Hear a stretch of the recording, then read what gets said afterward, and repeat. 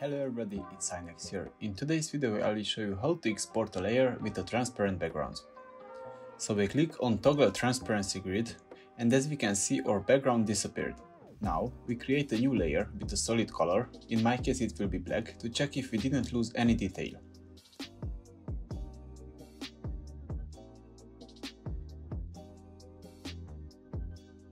When we are done, we just delete this layer and we go to File, Export and Add to Render Queue.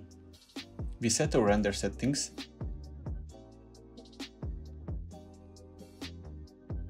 and in the Output module, in the With Output section, in Channels we select RGB plus Alpha.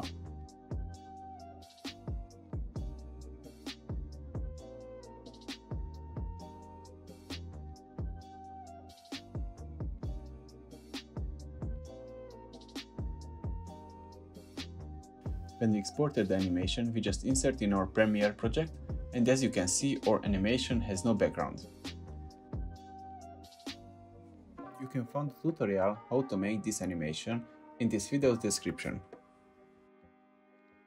I hope you like this tutorial. If so, don't forget to like the video and subscribe to my channel.